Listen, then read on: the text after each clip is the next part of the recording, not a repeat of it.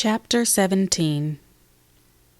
This advance of the enemy had seemed to the youth like a ruthless hunting. He began to fume with rage and exasperation.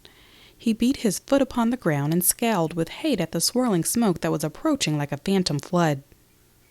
There was a maddening quality in this seeming resolution of the foe to give him no rest, to give him no time to sit down and think. Yesterday he had fought and had fled rapidly. There had been many adventures. For today he felt that he had earned opportunities for contemplative repose.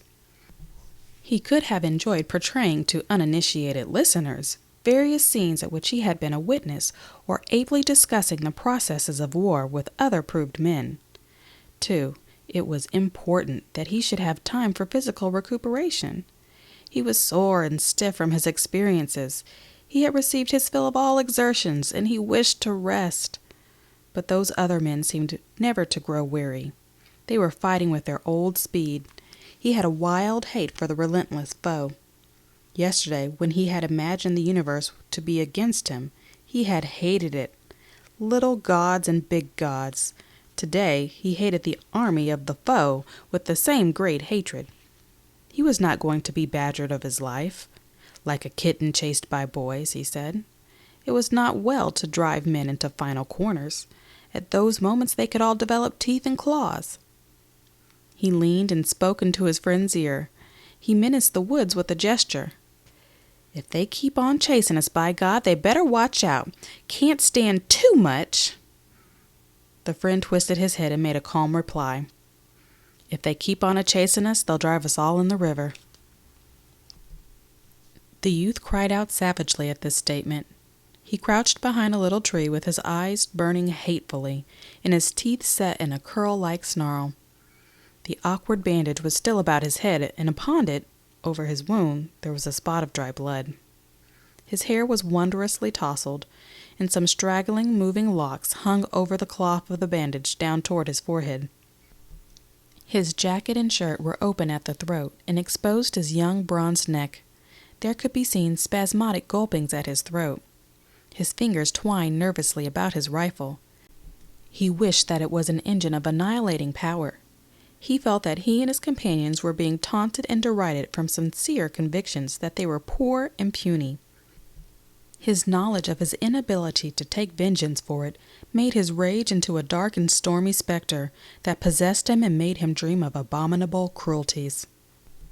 The tormentors were flies sucking insolently at his blood, and he thought that he would have given his life for a revenge of seeing their faces in pitiful plights. The winds of battle had swept all about the regiment until the one rifle, instantly followed by others, flashed in its front. A moment later, the regiment roared forth its sudden and valiant retort. A dense wall of smoke settled slowly down. It was furiously slit and slashed by the knife-like fire of the rifles. To the youth, the fighters resembled animals tossed for a death struggle into a dark pit. There was a sensation that he and his fellows at bay were pushing back, always pushing fierce onslaughts of creatures who were slippery. Their beams of crimson seemed to get no purchase upon the bodies of their foes. The latter seemed to evade them with ease and come through between around and about with unopposed skill. When in a dream it occurred to the youth that his rifle was an impotent stick, he lost sense of everything but his hate, his desire to smash into pulp the glittering smile of victory which he could feel upon the faces of his enemies. The blue smoke swallowed, line curled, and writhed like a snake stepped upon. It swung its end to and fro in agony of fear and rage. The youth was not conscious that he was erect upon his feet. He did not know the direction of the ground. Indeed, once he even lost the habit of balance and fell heavily. He was up again immediately. One thought went through the chaos of his brain at the time. He wondered if he had fallen because he had been shot. But the suspicion flew away at once. He did not think more of it.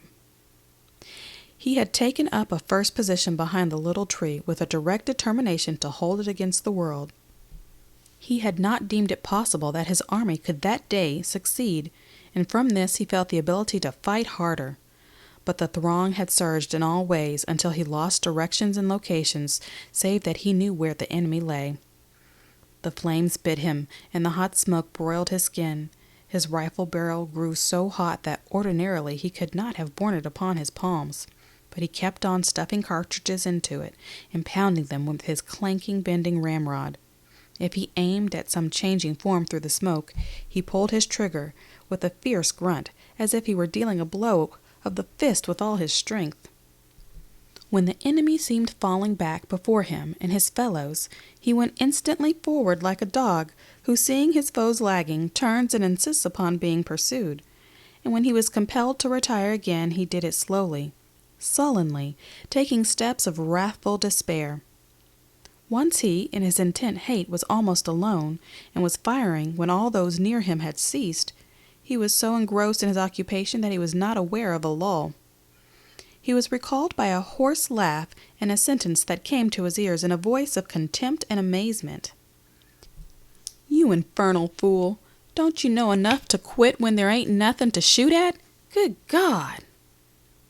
He turned then, and pausing with his rifle thrown half into position, looked at the blue line of his comrades. During this moment of leisure, they seemed all to be engaged in staring with astonishment at him. They had become spectators. Turning to the front again, he saw under the lifted smoke a deserted ground. He looked bewildered for a moment. Then there appeared upon the glazed vacancy of his eyes a diamond point of intelligence. "Oh," he said, comprehending. He returned to his comrades and threw himself upon the ground. He sprawled like a man who had been thrashed. His flesh seemed strangely on fire, and the sound of the battle continued in his ears. He groped blindly for his canteen.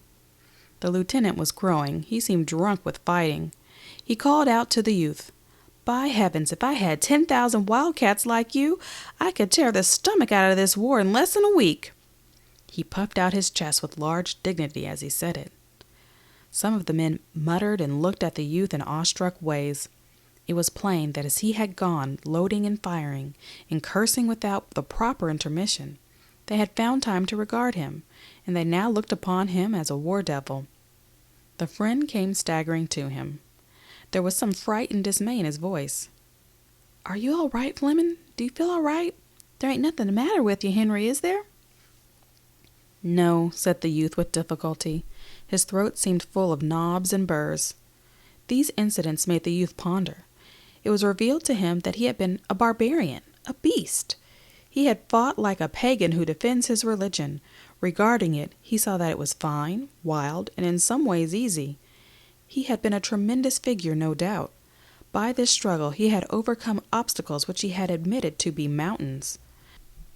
They had fallen like paper peaks, and he was now what he called a hero, and he had not been aware of the process. He had slept, and awakening, found himself a knight. He lay and basked in the occasional stares of his comrades. Their faces were varied in degrees of blackness from the burned powder. Some were utterly smudged. They were reeking with perspiration, and their breaths came hard and wheezing, and from these soiled expanses they peered at him. Hot work, cried the lieutenant deliriously. He walked up and down, restless and eager. Sometimes his voice could be heard in a wild, incomprehensible laugh. When he had a particularly profound thought upon the science of war, he always unconsciously addressed himself to the youth. There was some grim rejoicing by the men.